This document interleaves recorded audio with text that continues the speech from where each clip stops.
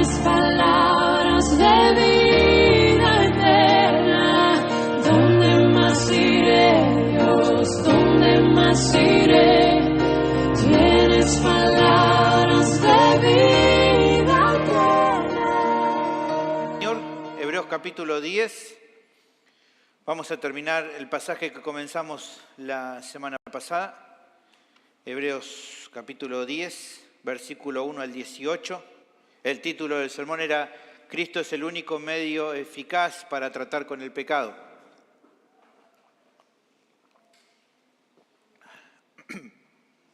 Vamos a leer, luego les pido que mantengan su Biblia abierta para seguir la lectura y vamos a orar nuevamente. Dice la palabra del Señor, Hebreos capítulo 10, versículo 1 en adelante. Porque la ley, teniendo la sombra de los bienes venideros, no la imagen misma de las cosas, nunca puede, por los mismos sacrificios que se ofrecen continuamente cada año, hacer perfecto a los que se acercan. De otra manera cesarían de ofrecerse, pues los que tributan este culto, limpios una vez, no tendrían ya más conciencia de pecado. Pero en estos sacrificios cada año se hace memoria de los pecados, porque la sangre de los toros y de los machos cabríos no pueden quitar los pecados. Por lo cual, entrando en el mundo, dice, sacrificio y ofrenda no quisiste, mas me preparaste cuerpo. Holocausto y expiaciones por el pecado no te agradaron. Entonces dije, he aquí que vengo, oh Dios, para hacer tu voluntad, como en el rollo del libro está escrito de mí. Diciendo primero, sacrificio y ofrenda y holocaustos y expiaciones por el pecado no quisiste, ni te agradaron, las cuales cosas se ofrecen según la ley. Y diciendo luego, he aquí que vengo, oh Dios, para hacer tu voluntad, quita lo primero para establecer esto último.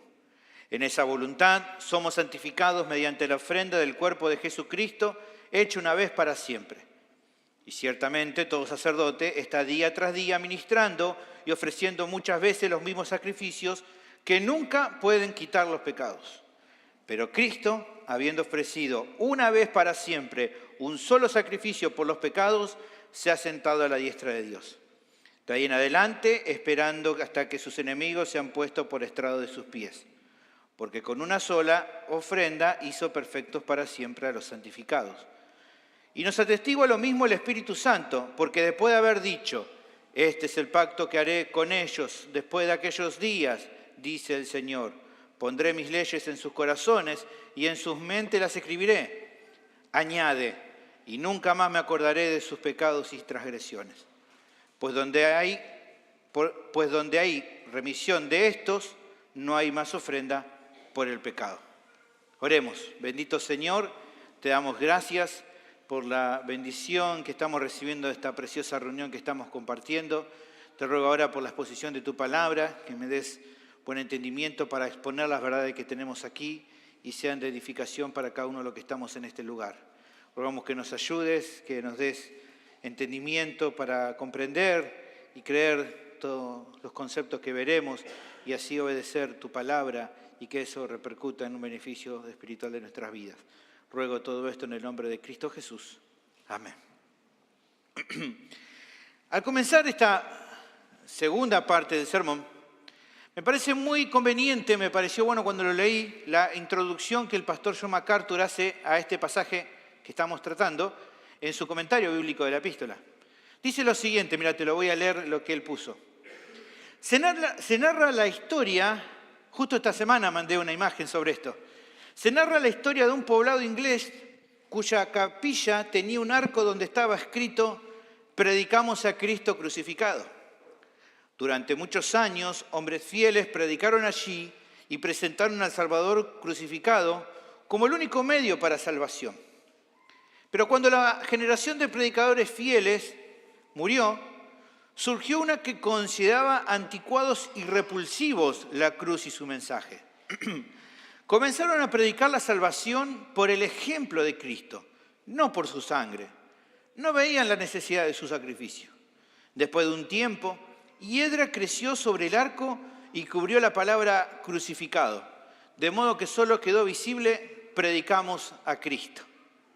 Entonces la iglesia decidió que su mensaje no tenía por qué confinarse a Cristo y la Biblia. Así fue como los predicadores comenzaron a hacer discursos sobre asuntos sociales, políticos, filosóficos, rearmamento moral y cualquier tema que ocurriera y produjera interés. La hiedra continuó creciendo en el arco hasta cubrir las últimas palabras. Entonces solo se leía, predicamos. En la sofisticada y culta Corinto, Pablo se propuso no saber entre ellos cosa alguna sino a Jesucristo y a este crucificado. 1 Corintios 2:2. Dice el pastor MacArthur, Cristo crucificado es la única esperanza de los hombres y ese es el tema de Hebreos capítulo 10, versículo 1 al 18. Aquí se presenta el registro de la muerte de Jesús desde una perspectiva teológica más que histórica. Se nos muestra el significado y la profundidad de su muerte en todas sus riquezas. Jesús fue en su muerte el sacrificio perfecto. El domingo pasado empezamos a analizar, ¿se acuerda la comparación que el autor de la carta hace en este pasaje entre el sacrificio de Cristo y los sacrificios del Antiguo Pacto, demostrando así la superioridad del sacrificio de Cristo, para que entonces al considerar esto los creyentes puedan ser fieles al Señor hasta el fin. Lo primero que vimos de esta comparación fue que los sacrificios ofrecidos en el Antiguo Pacto no podían quitar los pecados de nadie, sino que eran un recordatorio de la necesidad de un sacrificio mejor. Eso lo vimos del versículo 1 al 4. Nunca fueron el propósito, vimos, de estos holocaustos solucionar de manera definitiva el problema del pecado de aquellos que querían confiar justamente en ellos para acercarse a Dios, sino que ayudaban al pueblo, justamente esta era la función, ayudaban al pueblo a recordar que este problema solo se podía arreglar de manera definitiva por medio de un sacrificio que fuera superior, el sacrificio del siervo de Dios que profetizó Isaías, cuyo nombre luego nos enteramos en el Nuevo Testamento que era Jesús, Jesús de Nazaret. También comenzamos a ver, ¿se acuerdan?, la segunda parte de la comparación, la cual vamos a continuar ahora aprendiendo un poco más, lo que nos quedaba de esta segunda sección. Lo importante será considerar todo este pasaje y verlo como un llamado a tener presente siempre, vamos a verlo varias veces, que es importante considerarlo siempre, que solo es en virtud de lo que Cristo ha hecho por nosotros que podemos mantenernos fieles hasta el fin.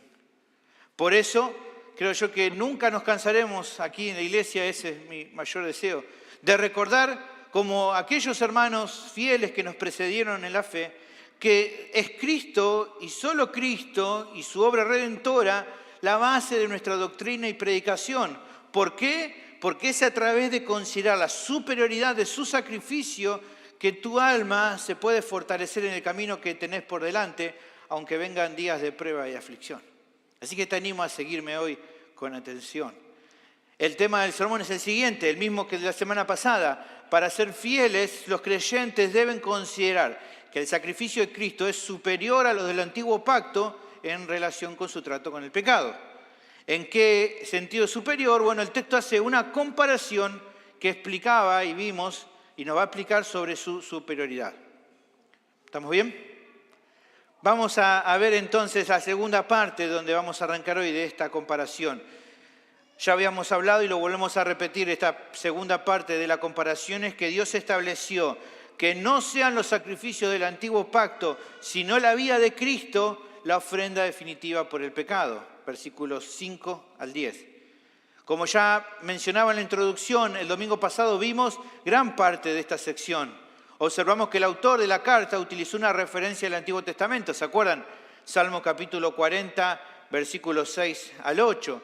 Lo que hizo él fue poner en la boca de Cristo las palabras de ese salmo, esos versículos, resaltando que la voluntad de Dios no fue que los sacrificios de la ley sean los que solucionaran el problema del pecado, sino su propio cuerpo, el cuerpo del Hijo que fue ofrecido, como sabemos, en la cruz. Por medio de esa obra, como hemos visto también, Él quita lo primero, lo que era temporal e imperfecto en el Antiguo Pacto, para establecer lo último, ese sacrificio, su sacrificio que inaugura el nuevo pacto. A partir de todo lo explicado, se llega a la conclusión de que la segunda parte de la comparación entre el sacrificio de Cristo y lo del Antiguo Pacto, que demuestran su superioridad, es que justamente Dios mismo estableció que no sean los holocaustos hechos bajo el pacto de Moisés, sino la vida de Cristo, la ofrenda definitiva por el pecado. Esto es lo que la audiencia debía considerar, la audiencia original, y nosotros también, si queremos permanecer fieles en medio de las luchas que podemos afrontar para mantenernos en la fe.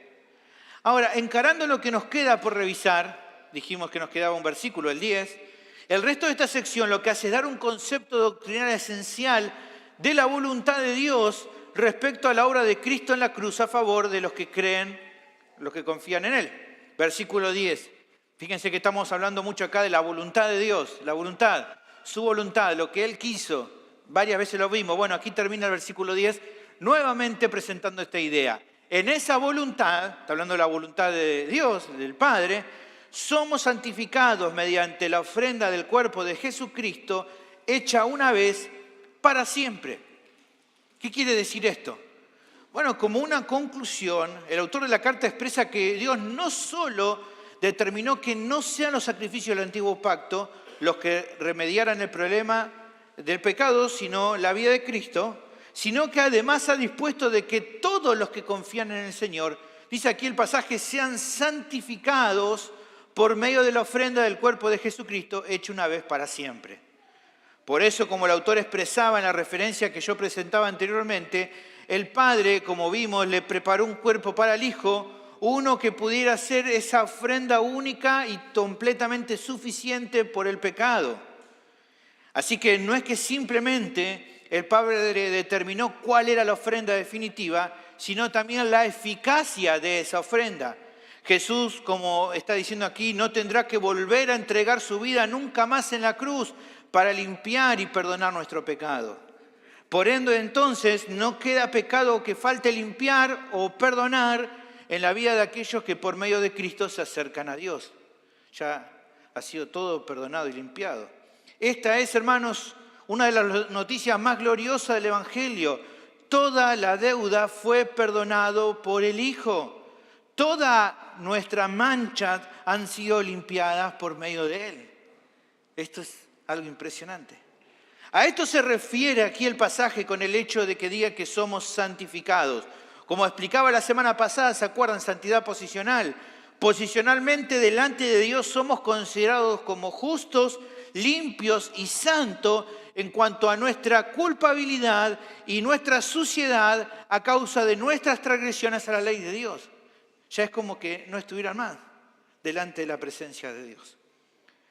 Pero no solamente por lo que vimos la vez pasada, por los pecados que cometimos en el pasado, sino también por los que hoy hemos cometido. Pero además, por lo que estamos viendo, incluso por todos los que vamos a cometer hasta el último día de nuestras vidas. Todo eso ha sido perdonado, todo eso ha sido limpiado, entonces estamos dignos delante de la presencia de Dios. El Hijo ha cubierto y cubrirá por siempre nuestra indignidad delante de la presencia de Dios, para que entonces nunca más seamos rechazados por el Padre.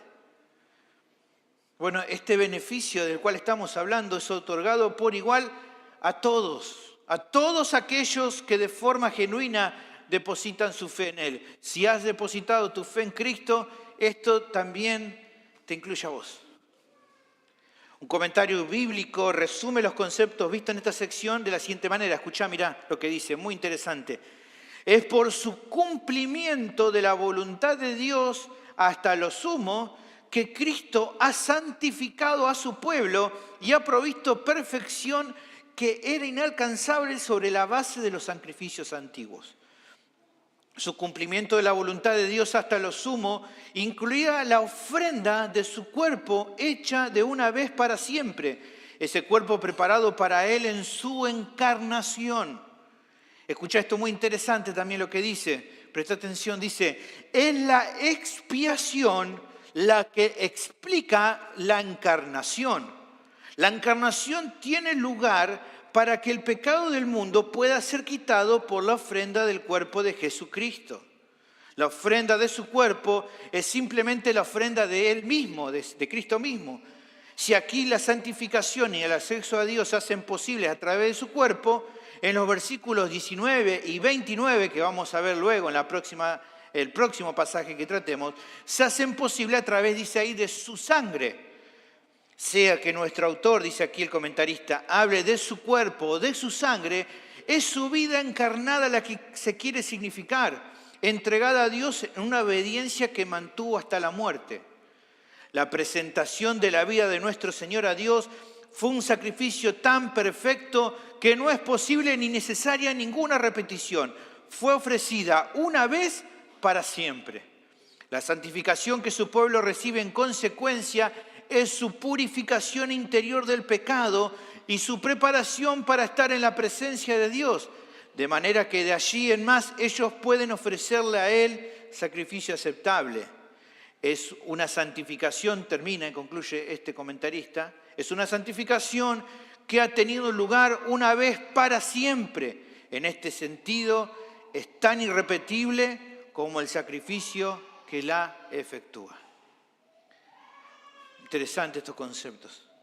Ahora, si bien la semana pasada nos encontramos con varias implicancias, estuvimos viendo varias cosas que se desprenden de esta sección en particular, reflexionen sobre una más que me parece que podría ser significativa para la audiencia original e igual de relevante para nosotros en este tiempo. Hermanos, nadie, ninguno de nosotros, y tampoco los hermanos allí en aquel entonces, podía dejar de notar respecto a la obra de salvación y al poder del Evangelio que nos mantiene fieles hasta el fin, de que todo esencialmente se trata, como estamos viendo, de Dios y no de nosotros. Todo el tiempo que vemos, la voluntad de Dios, se trata de Él. Se trata de Él.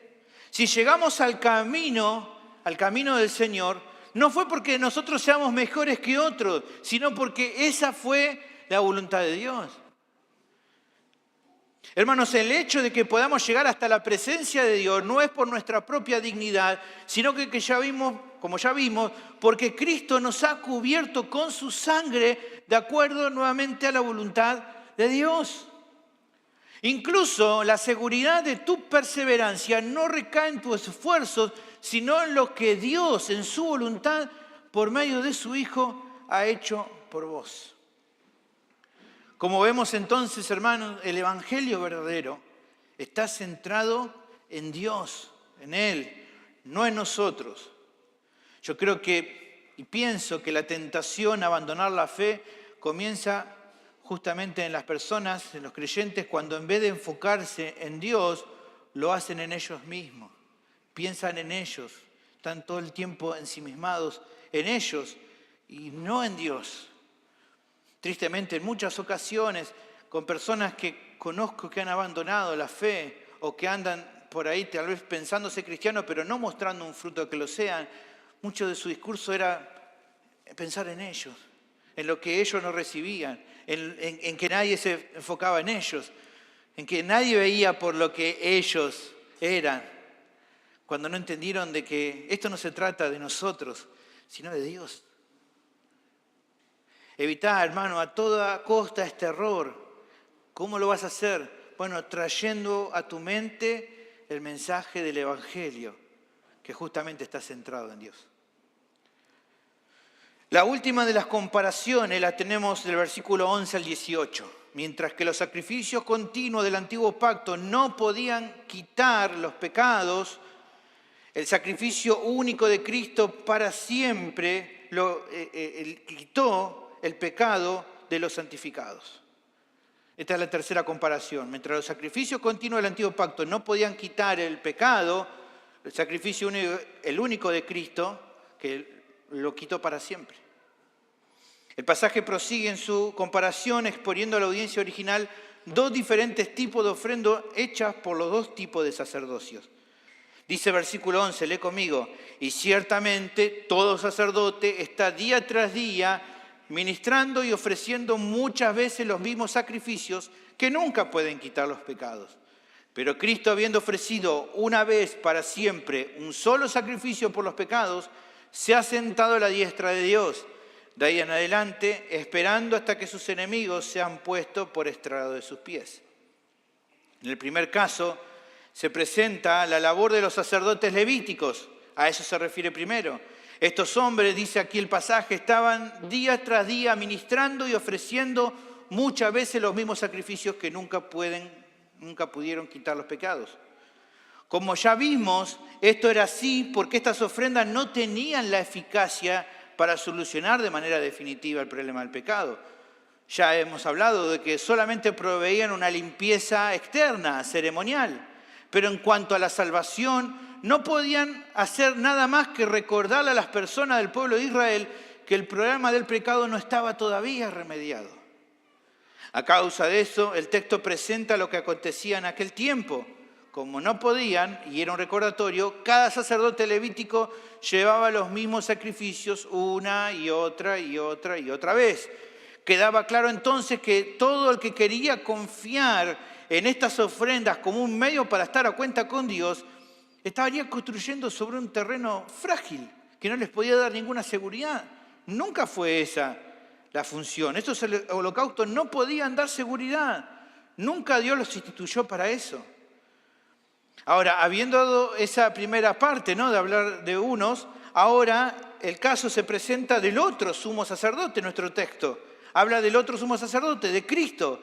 Cristo, a diferencia de lo anterior, dice, ahora, habiendo ofrecido una vez para siempre un solo sacrificio por los pecados, se ha sentado a la diestra de Dios. Muy interesante esto, ¿no?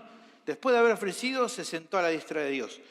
Como enseñaba el autor ya unos par de capítulos antes, ya hemos visto que la idea de que Cristo se haya sentado a la diestra del Padre simbolizaba, por un lado, su posición sobre todas las cosas, su superioridad, su autoridad sobre todo. Y por eso se sienta en un lugar privilegiado, un lugar que no ha ocupado y nunca ocupará ningún ángel, por más poderoso que sea. ¿Se acuerdan cuando lo hemos visto? En Hebreos capítulo 1, versículo 13. Ahí el autor dice, pues, ¿a cuál de los ángeles Dios dijo jamás, siéntate a mi diestra hasta que ponga a tus enemigos por estrado de tus pies? A ninguno le dijo, esa posición solamente la ocupa el Hijo. También el hecho de que se haya sentado nos había explicado de que significa y simboliza que Él ha consumado su obra expiatoria. Así también se la utiliza en Hebreos capítulo 1, versículo 3. Hablando de Cristo, dice el cual, hablando de Jesús, siendo el resplandor de su gloria y la imagen misma de su sustancia, y quien sustenta todas las cosas con la palabra de su poder.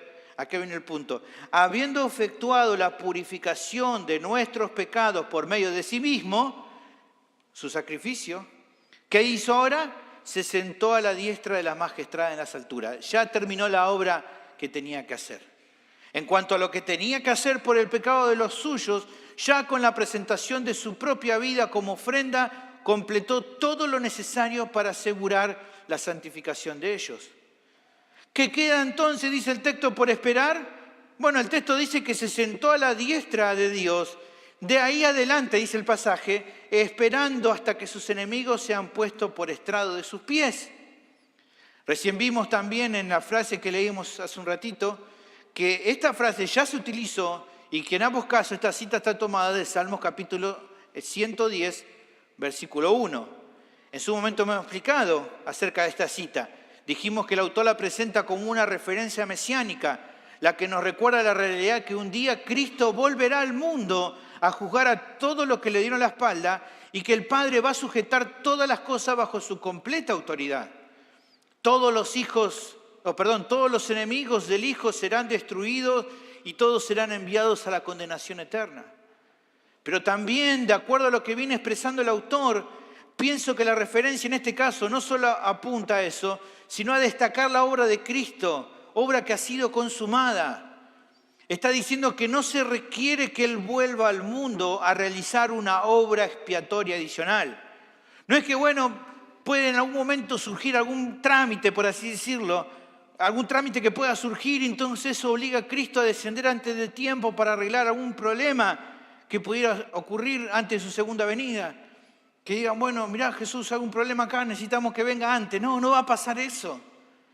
Cuando Él vuelva a la tierra, no será para ninguna otra cosa que castigar a sus enemigos, entregar la herencia eterna a su pueblo y reinar para siempre.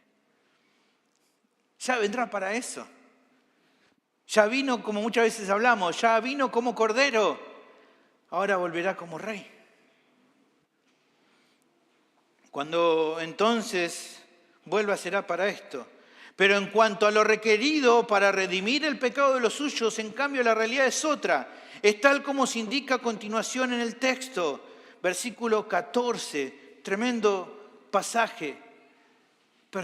Fíjense lo que dice, léelo conmigo, es hermoso. Dice, porque con una sola ofrenda hizo perfecto para siempre a los santificados.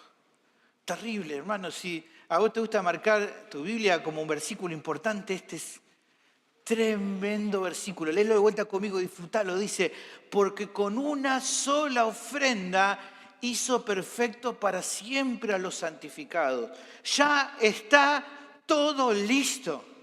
La única ofrenda de Cristo, que fue su cuerpo en el madero, hizo perfecto para siempre a los santificados.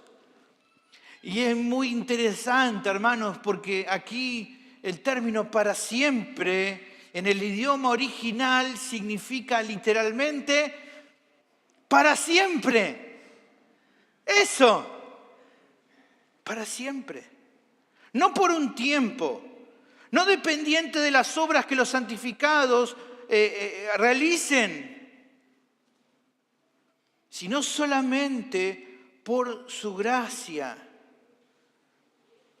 para toda la eternidad. Hermanos, esta es la bendición más grande en cuanto a la salvación del Evangelio que predicamos. Hemos sido hechos perfectos para siempre. Su obra en nosotros ha sido consumada. Y si bien todavía no hemos recibido todo lo que nos espera, sí podemos asegurar que, como se nos afirma en Romanos 8, 29, 30, a los que conoció, los predestinó, a los que predestinó, llamó, a los que llamó, justificó, y a los que justificó, glorificó. Así es.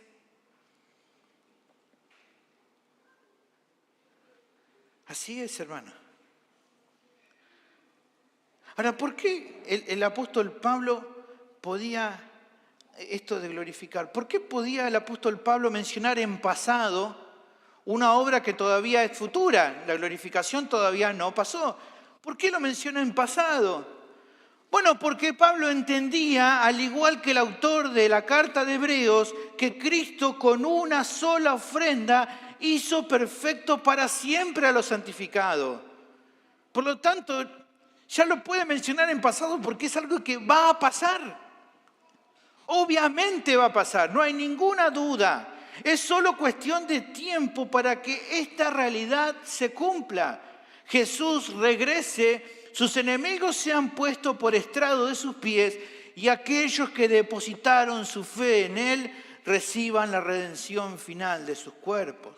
Tanto los que han muerto en Cristo al resucitar y los que estén vivos en ese momento al ser transformados cuando Él vuelva por su iglesia. Así lo asegura el apóstol Pablo en 1 Corintios capítulo 15, versículos 51 y 52. He aquí os digo un misterio, no todos dormiremos, pero todos seremos transformados. En un momento, en un abrir y cerrar de ojos, a la final trompeta, porque se tocará la trompeta y los muertos en Cristo serán resucitados incorruptibles y nosotros, hablando de los que en ese momento estén vivos, seremos transformados. Esto será así, hermanos. ¿Por qué? Porque con una sola ofrenda hizo perfecto para siempre a los santificados. Es una obra ya hecha, es una obra ya realizada, que no depende de nosotros, es lo que Dios ha hecho por nosotros. Preciosa es esa obra, completamente segura, hermanos. A continuación, el pasaje presenta una nueva referencia del Antiguo Testamento para reforzar lo que se está explicando. Versículo 15. Y nos atestigua lo mismo el Espíritu Santo, porque después de haber dicho, este es el pacto que haré con ellos después de aquellos días, dice el Señor, pondré mis leyes en sus corazones y en sus mentes las escribiré. Añade, y nunca más me acordaré de sus pecados y transgresiones. Ahora, quizás la duda que podría surgir sería, pero siendo tan claro todo lo que acaba de explicar, después del versículo que leímos antes, ¿no? Clarísimo. Con una ofrenda hizo perfectos para siempre los santificados. ¿Por qué tiene que presentar más pruebas de lo que enseñó? ¿Por qué le tiene que seguir demostrando que es así? Bueno, yo creo que si bien en la anterior quedaba claro, él tiene que hacer esto debido al contexto de su audiencia. Usted ya lo sabe, ya lo hemos hablado. Esta gente eran creyentes que provenían de un trasfondo judío. Ellos estaban completamente familiarizados tanto con la ley mosaica como con los rituales del Antiguo Pacto. Entonces, si estaban acostumbrados a ver esto, familiarizados, ¿qué habían visto? Bueno, vieron una y otra vez los sacrificios por el pecado que eran presentados por los sacerdotes en el santuario. Dependiendo de su edad, algunos serían más grandes, otros más pequeños, pero sin lugar a dudas, todo el tiempo veían esos sacrificios. Y ahora, bueno, está bien, ya habían aprendido de que no estaban bajo ese pacto, sino uno nuevo, ya esto lo entendían. Pero pensemos por un segundo, acostumbrados a todo eso, a lo del antiguo pacto, a todos esos rituales, ¿cómo podían estar seguros que en este nuevo pacto no se necesitaba de más cantidad de ofrendas para la limpieza y para el perdón de los pecados? Si vieron tantos sacrificios, tanto, y era normal para ellos ver tantos sacrificios, ¿cómo ahora se iban a convencer así de una de que con uno solo y ya? Cuando estaban familiarizados con otra cosa, sería para ellos llamativo al menos. Nosotros, porque no estuvimos en ese momento, no nos podemos dar de todo la idea, pero debe haber sido difícil para ellos entenderlo, porque estaban familiarizados con otra cosa. Y quizás decir, bueno, qué raro esto, ¿no? ¿Por qué? Bueno, sin ir más lejos, lo que tal vez como yo provengamos de un contexto pentecostal, cuando alguien nos dijo por primera vez y oímos por primera vez de que con una sola ofrenda hizo perfectos para siempre los santificados y se nos aseguró que había completa seguridad de nuestra salvación por medio de lo que hizo Cristo, ¿qué dijimos la primera vez? Nada que ver. Si toda mi vida me dijeron que tenía que cuidar mi salvación, ¿cómo ahora me decís que no la tengo que cuidar más? ¿Y qué dijimos? Demostrámelo con la Biblia, porque no te creo. ¿No? Porque eso no habían dicho. Bueno, a ellos también le pasó toda la vida viendo sacrificios y sacrificios, y ahora uno solo nomás. Entonces, pienso que aparte de las razones vistas anteriormente, lo que terminaría de convencer a esta audiencia en particular, ¿qué iba a hacer? Bueno, darles el testimonio del Antiguo Testamento, el cual ellos obviamente conocían bien. Bueno, el autor se toma un momento para demostrarles por medio de la Biblia, que en ese momento que era el Antiguo Testamento, que ellos conocían que él estaba diciendo algo que era verdad. ¿Y qué tenía para aclarar el Antiguo Testamento? Bueno, justamente anticipaba que lo que iba a acontecer en el Nuevo Pacto sería diferente con lo que pasaba en el Antiguo. O sea, si bien antes había un montón de sacrificios, ahora había uno solo.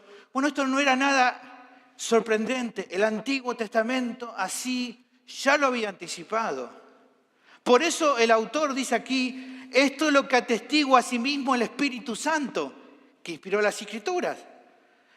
Acá nuevamente el autor utiliza lo que ya ha hecho un montón de veces. Deja de lado al escritor humano y pone, ya sea en boca de Dios Padre, anteriormente lo hizo, también anteriormente hizo en boca de Jesucristo las palabras, ahora las pone en boca del Espíritu Santo, que también es Dios. El Espíritu Santo dice esto, dice él. Es su forma de demostrar, ¿no? No es que niega la autoría humana, pero él se enfoca en la autoría divina y entonces dice, el Espíritu Santo dice esto. Esto atestigua el Espíritu Santo. En este caso, pone en boca de Dios Espíritu las palabras del texto de Jeremías capítulo 31, versículo 33. Ya lo hemos visto, pero lo repetimos. Dice versículo de Jeremías, pero este es el pacto que haré con la casa de Israel después de aquellos días, dice Jehová. Daré mi ley en su mente y la escribiré en su corazón. y yo seré a ellos por Dios y ellos me serán por pueblo. En este pasaje se presentan algunas bendiciones del nuevo pacto. Lo que haría el Señor era una obra en el interior de aquellos que fueran parte de este pacto. Pondría, dice, su ley en sus corazones y en sus mentes las escribiría. Estas personas en el nuevo pacto no solo serían llamadas a obedecer los mandamientos de Dios, sino que además, por medio de la obra del Espíritu Santo, ahora podrían deleitarse en su interior en hacer esto. En tu interior ahora había un gozo, un deleite obedecer la ley de Dios. Algo de esto Pablo lo explica, así lo hace, al pasar lo menciona, pero es una realidad del nuevo pacto. Romanos capítulo 7, versículo 22. Porque según el hombre interior, dice Pablo, me deleito en la ley de Dios. Claro, ¿por qué? Porque la ley ahora de Dios está en su interior. Por eso ahora se deleita. Pero el autor explica que hay algo más, hay otra bendición más. Que así como el Espíritu Santo dijo lo anterior, ¿no? Así dijo, por tanto el Espíritu Santo testigua esto, dice y añade, y el Espíritu Santo también añade, dice algo más. Y ahí está hablando del siguiente versículo de Jeremías 31, 34. ¿Qué es lo que dice luego? Que nunca más se acordaría de sus pecados y transgresiones. Así dice Jeremías 31, 34. Y no enseñará más ninguno a su prójimo, ni ninguno a su hermano, diciendo, conoce a Jehová. Porque todos me conocerán, desde el más pequeño de ellos hasta el más grande, dice Jehová. Y aquí está la clave. Porque perdonaré la maldad de ellos. ¿Y qué dice? Y no me acordaré más de su pecado. ¿Notan la diferencia? Los sacrificios del Antiguo Testamento, ¿qué hacían? Recordar que había un problema con el pecado. El nuevo pacto, ¿qué dice? No me acordaré más del pecado. ¿Ven la diferencia? Eso es lo que se anticipaba del Antiguo Testamento, que esto iba a ser así, que esta es una bendición gloriosa, que en el nuevo pacto Dios no iba a traer a la memoria los pecados de aquellos incluidos en este pacto. ¿Por qué no? Porque todos serían borrados, ya no quedaría nada. ¿Cómo era posible eso? Porque justamente Dios cargaría en el Mesías, en el siervo de Dios, el que Él iba a mandar, la culpabilidad de todos esos pecados que había en las personas que iba a salvar. Como también se había anticipado en Isaías 53, 6. Todos nosotros nos descarriamos como ovejas, cada cual se apartó por su camino, mas Jehová cargó en él el pecado de todos nosotros. No es que simplemente Dios los pasaría por alto sin castigarlos. No es que dije, bueno, me olvido y ya. Ya que si así lo hubiera hecho, se podría considerar injusticia en Dios, en no juzgar con rectitud cada transgresión a su ley de aquellos que perdona. Sino que lo que iba a pasar sería que el Hijo tomaría el lugar en el banquillo de los acusados donde nosotros teníamos que estar, para así recibir Él todo el castigo que nuestros pecados merecían. La condena era la muerte y Cristo murió como nuestro sustituto. La buena noticia del Evangelio es que por medio de este único sacrificio Dios quita todos los pecados de aquellos que confían en Jesús. Como resalta un comentarista, cuando la Escritura nos dice que Dios no se acuerda de nuestros pecados, lo que quiere decir es que Él nos perdona completamente, poniendo sobre tus pecados el sello de que ya se ha ocupado de ellos. Por lo tanto, hermanos, ya no quedaban dudas para la audiencia original. Si bien en el desarrollo del antiguo pacto los sacrificios eran continuos, en este nuevo pacto solo uno sería suficiente para lograr lo que todos los anteriores nunca pudieron. ¿Qué cosa? Que Dios perdonara de forma completa todos nuestros pecados. El Antiguo Testamento entonces era un testimonio confiable que anticipaba esto y que ponía fin a cualquier duda que podía generarse. Esta es entonces la tercera parte de la comparación entre los sacrificios del antiguo pacto y el de Cristo, que remarca su superioridad. Mientras que los sacrificios del antiguo pacto no podían quitar los pecados, el sacrificio único de Cristo los quita para siempre en los santificados. Por eso el mismo Juan el Bautista, allí en Juan 1:29, nos testifica que pudo mirar a Jesús y pudo decir con toda razón: he aquí el Cordero de Dios que quita el pecado del mundo. La conclusión final de nuestros pasajes era un cierre sencillo y a su vez contundente para esta realidad. Versículo 18. Pues donde hay remisión de estos, no hay más ofrenda por el pecado.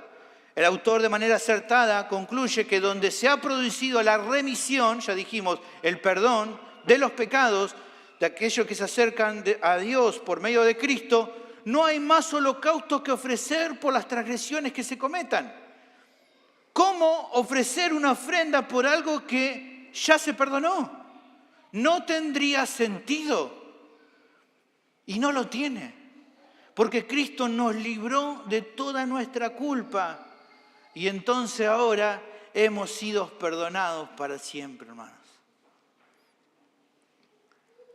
Lo que queda por responder al ir terminando esta sección es reflexionar acerca de cómo todo lo visto, al ser considerado por la audiencia original, podía serles de ayuda para ser fieles en el camino que les quedaba por delante. Bueno, creo que si nos ponemos a pensar, vemos tal vez en ellos un patrón que probablemente sea similar al tuyo o al mío. ¿Cuál era? La realidad de no sentirse tan buenos o fuertes como uno quisiera. La realidad, y coincidirás conmigo, es que somos muy limitados. Que no hace falta andar mucho por la vida para darnos cuenta lo frágiles que somos. A veces lo olvidamos, pero en un momento pasa algo y nos damos cuenta, ¿no? Creemos que andamos así por la vida. De repente en una gripe, ¡pum!, a la cama. Se acabó lo duro que era, ¿no? Así nomás. O estás así como diciendo, hoy me como la cancha, ¿no? Y te pasa una situación, ¡pum!, ya estás ahí. Hermano, les pido oración, ando bien, ¿no? ¿Por qué? Porque somos frágiles, limitados. No hace falta andar mucho en la vida para darnos cuenta de eso. Ahora, ¿cuál es el problema con eso? Con que seamos así. Lo somos, es una realidad. ¿Cuál es el problema con esto? ¿Cuál es el riesgo? Bueno, que cuando interiormente reconocemos la debilidad propia de nuestros corazones, el instinto natural que surge es el de buscar un camino menos exigente y más tranquilo de acuerdo a nuestra propia percepción. O sea, vemos que el Señor nos demanda seguirle a pesar de todo, vemos lo limitados que somos y entonces ¿qué hacemos? Corremos, decimos no da miedo. Es ese instinto natural de supervivencia que nos aterra y queremos buscar un camino más fácil. Mira, para entender un poco esto, creo que nos sirve un poco lo que Pedro le dice a Jesús. Fíjate, Mateo 16, 21 al 22.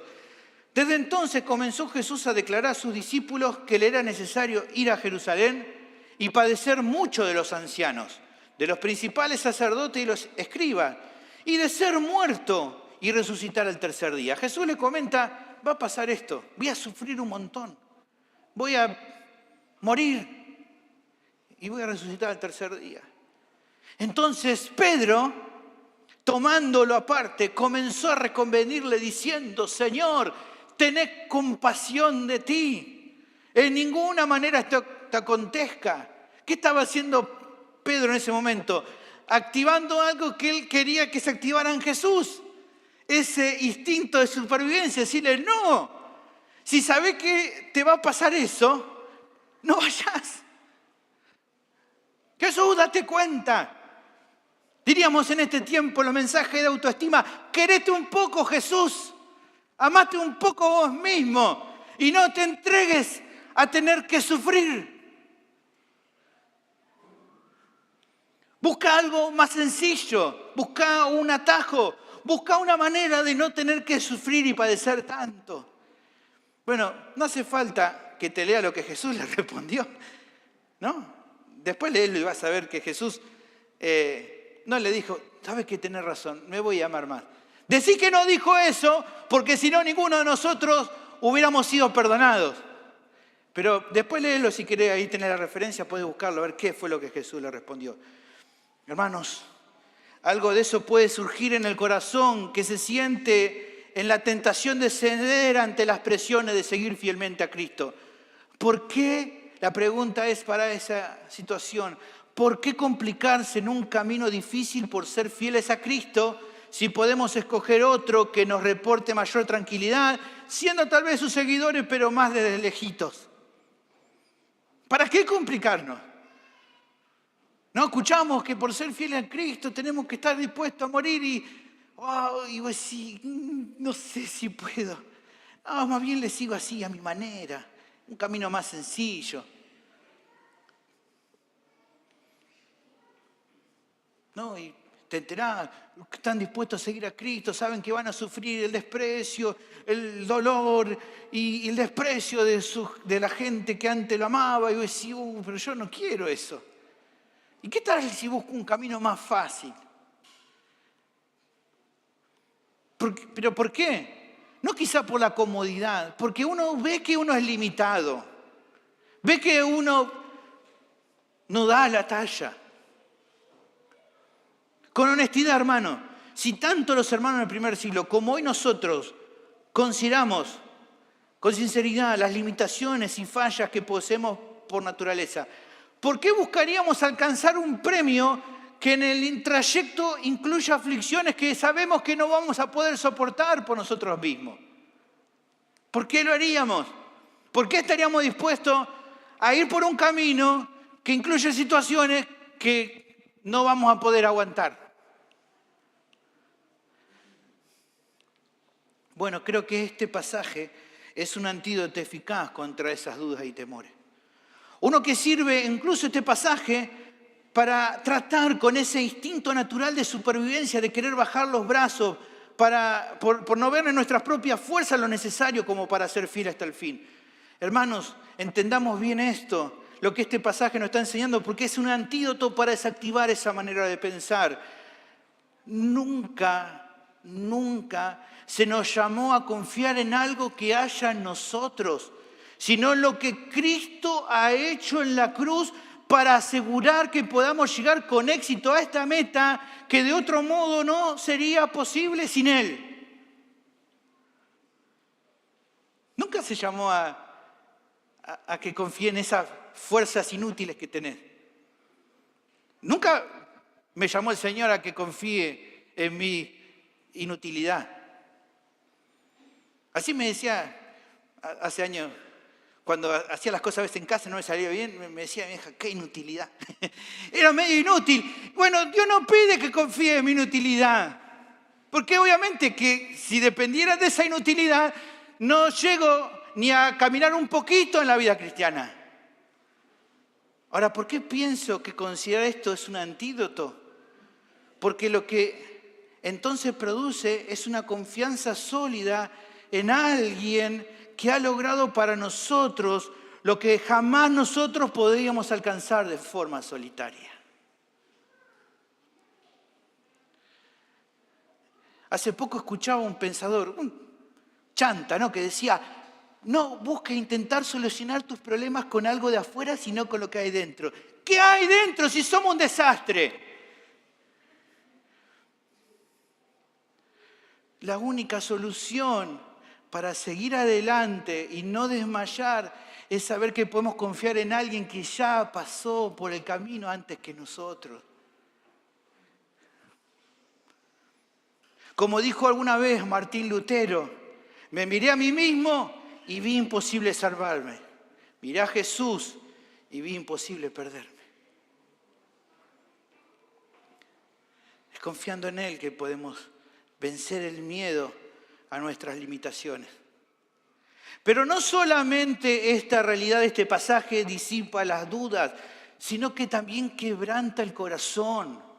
Y como resultado nos ayuda a salir del camino de pelear con las tentaciones, de buscar un camino más simple, para que en cambio andemos en una vida de adoración continua, en obediencia y humildad a aquel que nos ha salvado para siempre. Cuando pensamos en lo que Él hizo por nosotros, ahora del deseo de abandonar por nuestra limitación, nos lleva a seguirle porque Él nos conduce de la mano. No nos ha dejado solos y nunca lo va a hacer. Quiero leerte algo que alguien contó una vez y que ilustra esto que te digo. Escucha, es una historia larga pero muy linda. Dice, conozco una historia, dice alguien escribió por ahí, una historia que aconteció en Brasil, que sirve como analogía de cómo deberíamos responder a la gracia de Dios. Una mujer llamada Doña Nusa yacía en su ataúd, muerta en un accidente automovilístico el día anterior. Su hijo César, su hija, otros parientes y una joven llamada Carmelita estaban por allí. Alta y morena, Carmelita iba vestida ese día con ropa sencilla.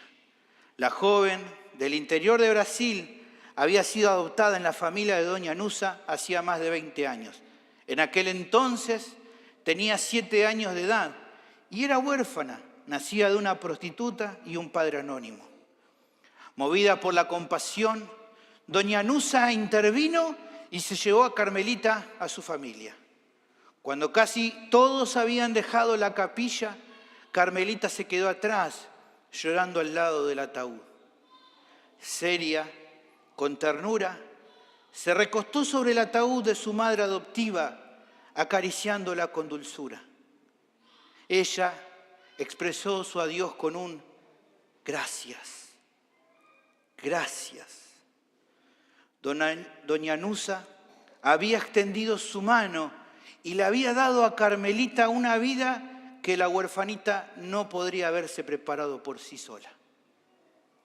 Pura gracia.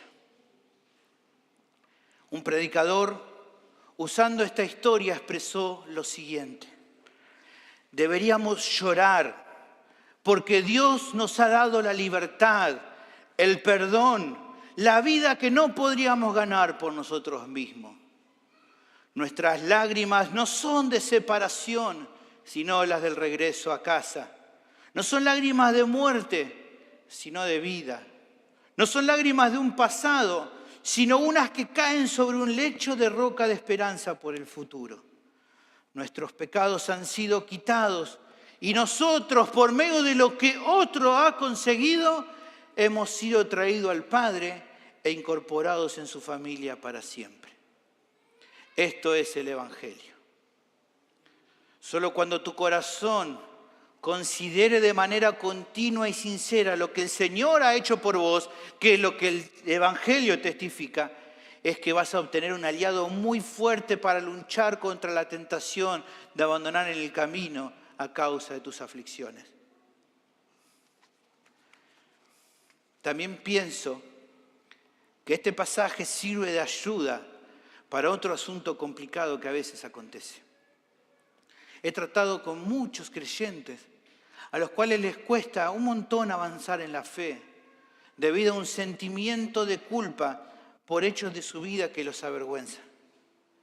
Incluso por pecados en los cuales han recaído estando ya en Cristo. Hay, por ejemplo, matrimonios cristianos que no pueden tener una relación plena entre ellos a causa de heridas que se han producido el uno al otro y por las que todavía se sienten culpables incluso después de haber pedido perdón. Lo mismo a veces pasa en relaciones personales entre hermanos, incluso entre familiares, amigos y conocidos. Pero sobre todo he visto muchas veces la principal lucha de aquellos que están afligidos en su propia relación con Dios, al haber cometido pecados muy graves por los cuales sienten mucha vergüenza.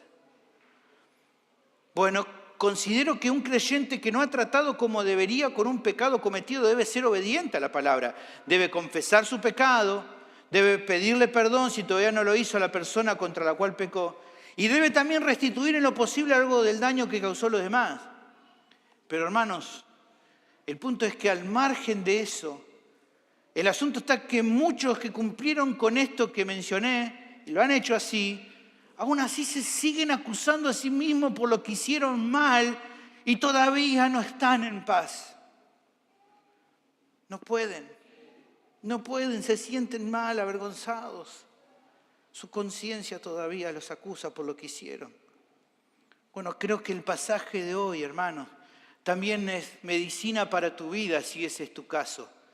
Tu conciencia puede llegar a descansar en la realidad del perdón del cual hablamos en este sermón.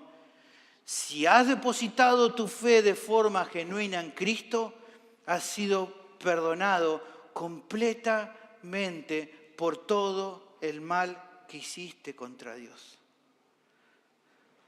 Él ya te ha perdonado. Pero uno sabe, pastor, que yo hice esto. Ha sido perdonado. Todo ha sido perdonado por Él. Si te cuesta entender y aceptar esto, te invito a pensar en la vida del apóstol Pedro. Hace un par de años escuchaba en un sermón esta situación.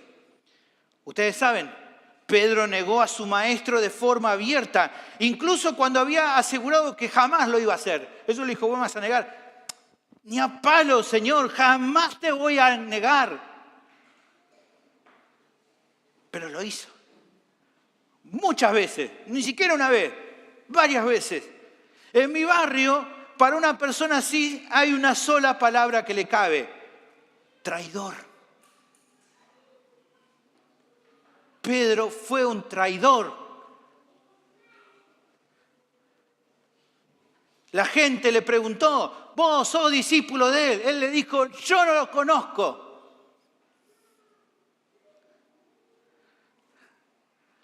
No, vos lo conocés y yo te vi.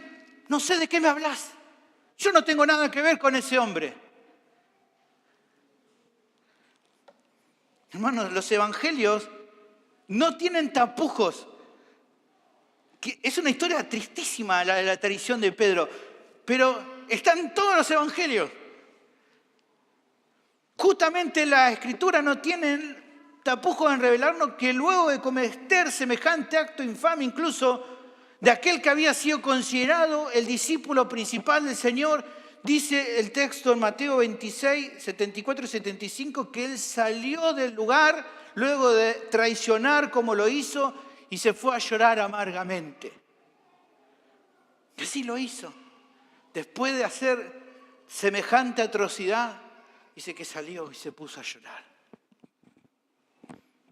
No se nos cuenta más que eso.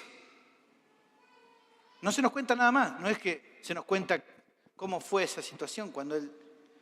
Pero aunque tal vez no sabemos qué habrá dicho luego de eso Pedro, puedo suponer, déjame imaginar, ¿qué pudo haber pensado Pedro entre las lágrimas que él tenía? ¿Saben qué me imagino que él habrá dicho? ¿Cómo pude hacer eso? ¿Cómo pude traicionar así? ¿Cómo pude decir eso que dije con Jesús que tanto me amó? ¿Cómo pude fallarle así? Pero también se nos cuenta que él, uno piensa cuando traiciona decir, trágame tierra, ¿no? Pero aquí, que pasan unos días, ¿y qué pasa? ¿Qué se nos cuenta en Juan 21? Pedro se encuentra de nuevo con Jesús. ¿Se imaginan, no? La historia nos cuenta en el Evangelio que cuando Pedro le niega, Jesús lo mira. Pedro lo ve, que Jesús lo mira. Ahora se vuelven a encontrar. Imagínate, Jesús ahí, Pedro mirándolo y diciendo, ¿qué le digo? Ya no puedo volver el tiempo atrás. Ya hice lo que hice. ¿Qué le digo a Jesús? Bueno, no hizo falta explicar nada. Cristo, dice el pasaje, toma la iniciativa y le pregunta varias veces a Pedro, lo mira así y le dice, ¿me amás, Pedro? Y el apóstol le respondió, sí, claro, Señor, claro que sí. ¿O sabés que te amo? Y si bien eso era cierto, no es raro, me imagino yo, que él haya pensado en tu interior, pero si lo amo, ¿cómo lo traicioné?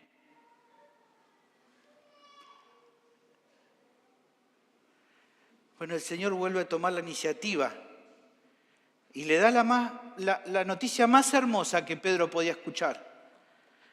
Le adelanta con qué tipo de muerte Pedro iba a glorificar a Cristo. Vas a morir así, le dice, y le cuenta. La noticia más hermosa que él pudo recibir fue esa. Y quizás alguno dice, pastor, ¿en serio a usted le parece que esa sea la mejor noticia para Pedro? ¿Por qué no le dio un abrazo? ¿Por qué no le dijo de qué forma iba a morir y de esta manera glorificarlo? Bueno, esa es la mejor noticia. Yo te aseguro que sí, que esa era la palabra que Pedro necesitaba. Estoy seguro que el corazón de este hombre se habrá llenado de gozo y sobre todo de paz. Probablemente mucha de la culpa que sentía Pedro, probablemente mucho se habría desvanecido en ese mismo momento. ¿Por qué? Porque el Señor le estaba asegurando que si bien en su momento Pedro lo había traicionado de una forma miserable, ya no lo iba a hacer más. Pedro necesitaba escuchar eso. Cuando Pedro volviera a encontrarse ante la lucha de perseverar en la fe, iba a ser un testigo fiel de Cristo. Incluso si no lo sabés, la Biblia no lo dice, pero los historiadores nos cuentan que cuando Pedro fue llevado a la muerte por causa de Cristo y del Evangelio, él se nos cuenta en la historia que pidió que lo crucificaran al revés, porque decía que no se sentía digno de morir de la misma forma que su Señor. Nunca más lo volvió a traicionar. Todo aconteció tal como Cristo lo anticipó que iba a pasar. ¿Cómo podía estar Cristo tan seguro para prometerle que las limitaciones de Pedro no iban a ser un impedimento para seguirle a él?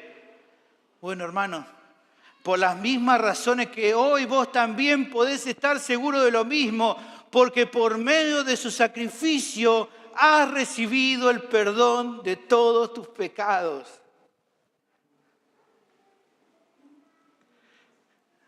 Porque vos también ya no tenés que decir cómo te fallé y saber que vas a seguir hasta el final.